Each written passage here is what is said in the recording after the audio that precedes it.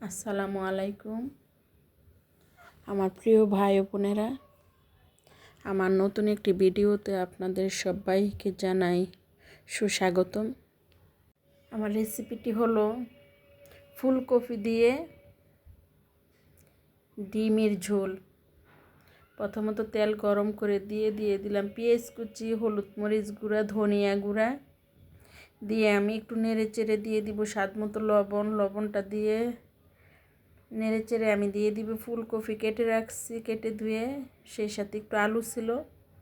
তো সমস্ত ফুলকপিটা দিয়ে আমি একটু উল্টে পাল্টে নেড়ে চেড়ে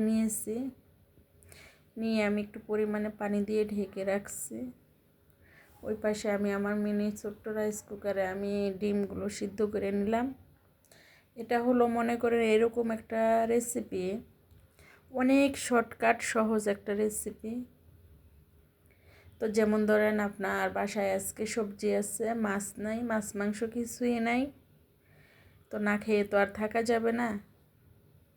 তো সেই জন্যই, আর ডিম ভাজা, প্রতিদিন ডিম বোনা এটা ভালো লাগে না।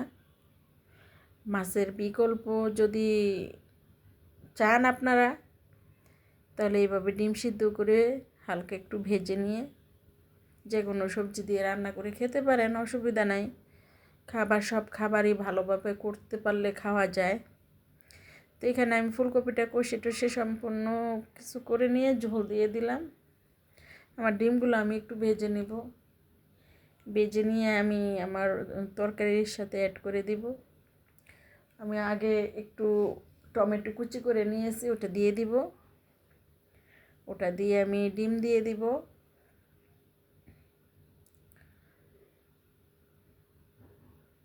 আসলে আমরা তো মানুষ, আমরা জিন পড়ি, ইনসান না যে আমরা চাইলেই ম্যাজিকের মতো সবসময় সব কিছু হাতের নাগালে নিয়ে আসতে পারবো। তো আমরা হলাম মোটামুটি ফ্যামিলি, মোটামুটি মধ্যবিত্ত, তাই চাইলেই সবসময় সব কিছু হাতের কাছে থাকে না, আনতে হয়, সংগ্রহ করতে হয়, বাজারে যেতে হয়, কেনাকাটা করতে হয়। তো যাই হোক, আলহামদুলিল্লাহ আমার রেসিপিটা আজকে দেখতে অনেক সুন্দর হয়েছে। আলহামদুলিল্লাহ, খেতেও আশা করি ভালো লাগবে। শীতের সবজি যে কোনো কিছু দিয়েই খেতে ভালো লাগে, শুটকি, নিরামিষ, মাছ সব কিছু দিয়েই ভালো হয়।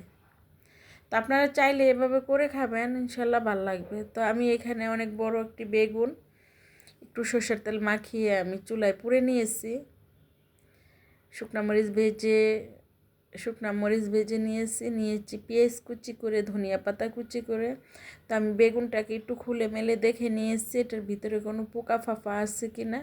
তো আলহামদুলিল্লাহ একদম ফ্রেশ, কিছুই নাই। তো এটাকে আমি এখন চটকে চটকে মেখে ঝুঁকে ভর্তা করে নেব। তো এই ভর্তাটাই আমার কাছে মনে হয় আলহামদুলিল্লাহ অনেক অসাধারণ হবে।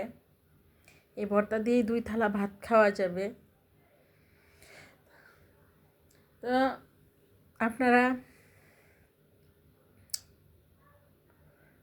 যদি আমার ভিডিওটা দেখে আপনাদের কাছে বিন্দু পরিমাণও ভালো লাগে, তাহলে ফেসবুক থেকে একটু ফলো এবং লাইক দিয়ে যাবেন। আর যদি ইউটিউব থেকে দেখে থাকেন, তাহলে একটু সাবস্ক্রাইব করে নেবেন এবং অল বেল বাটনটি ক্লিক করে নেবেন, যেন অন্য বন্ধুরাও দেখার সুযোগ পায়। ধন্যবাদ। আর যারা এই মুহূর্তে এই কাজগুলো করে ফেলেছেন, আপনাদের সবাইকে অসংখ্য অসংখ্য ধন্যবাদ।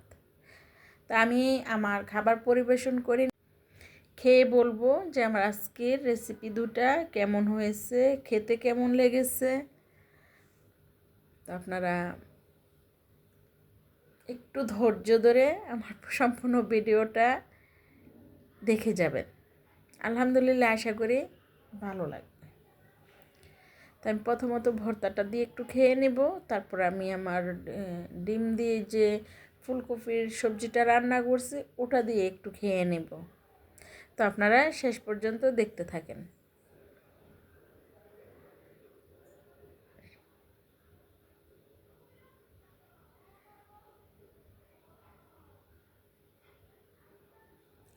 বিসমিল্লাহ।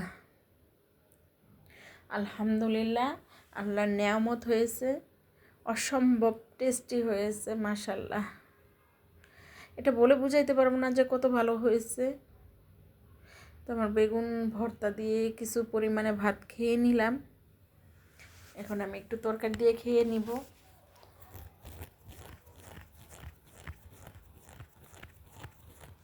ভিডিওটা আমি আর বেশি বড় করব না,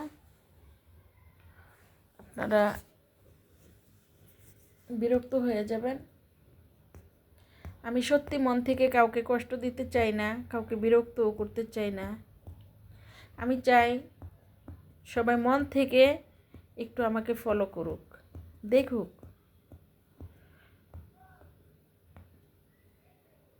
আলহামদুলিল্লাহ, আমার ডিমের রেসিপিটা অনেক সুন্দর হয়েছে, না সত্যি অনেক সুন্দর হয়েছে।